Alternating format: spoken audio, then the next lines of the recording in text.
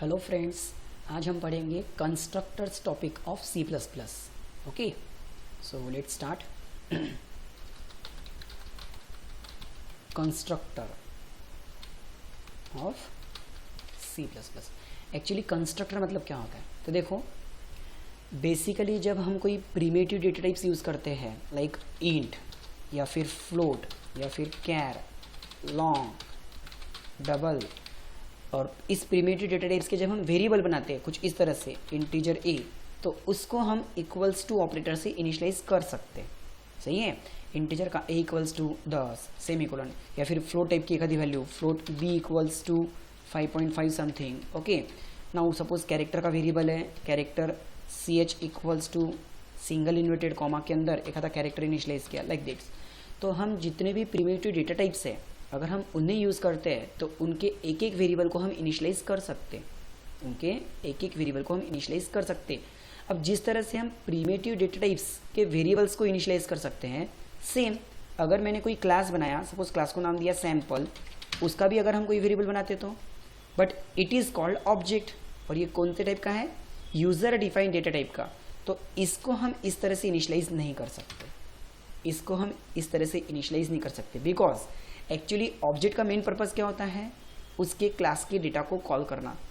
Actually object का main purpose क्या होता है, उसके क्लास के डेटा को कॉल करना। यानी ऑब्जेक्ट सिर्फ और सिर्फ एक तो डेटा या उसके अंदर के जो फंक्शंस है क्लास के, उनको सिर्फ क्या कर सकता है, कॉल कर सकता है, उनको सिर्फ क्या कर सकता है, कॉल कर सकता है। ओके, सो अगर हमें हमारे ऑब्जेक्ट को इनिशियलाइज करना है, अगर हमें हमारे ऑब्जेक्ट्स को इनिशियलाइज करना है, then we use constructors.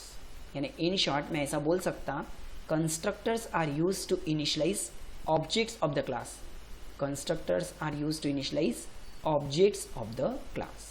Okay, चलो अभी कंस्ट्रक्टर होता कैसे हमें वो देखना है। देखो सपोज मान लो आपने एक आधा क्लास बना रहे हो, उससे पहले हम स्टार्ट करेंगे program hash include iostream.h, then again hash include conio.h, then class का नाम दिया सपोज सैम्पल। अब इस सैम्पल क्लास के पास में प्राइवेट में अगर हमने कोई डेटा ले लिया like integer x, y semicolon, and then public में लिया उन डेटा को वैल्यू देने के लिए मान लो एक आधा फंक्शन, जनरली हम क्या करते हैं, void गेट नाम का फंक्शन यूज़ करते हैं, और इस गेट फंक्शन के अंदर वैल्यूज पास करते as a parameter, and then फिर उसको इनिशियलाइज करते हैं, किसको, क्लास के जो डेटा है उनको, x इक्वल्स टू p की value and y equals to q की वैल्यू। ओके, नाउ अब अगर वो मुझे डेटा शो करना है तो हम फिर फंक्शन कौन सा बनाते हैं, void शो नाम का फंक्शन, void शो नाम का फंक्शन।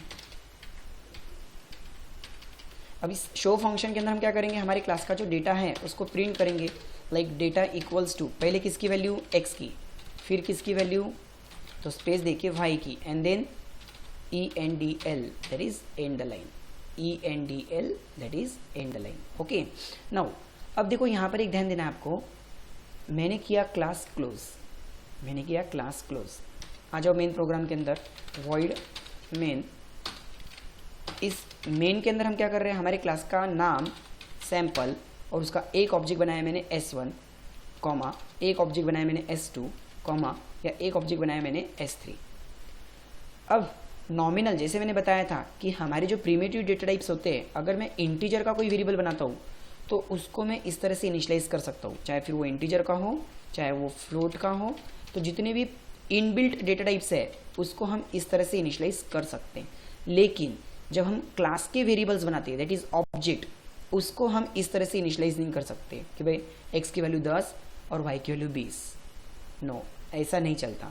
मतलब आप ऑब्जेक्ट्स को इस तरह से इनिशियलाइज नहीं कर सकते, ठीक है।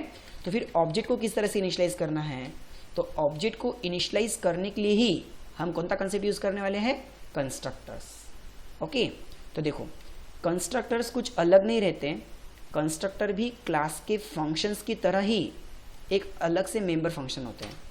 कंस्ट्रक्टर भी बाकी के जो फंक्शंस होते हैं उसी तरह से एक मेंबर फंक्शन होता है, बट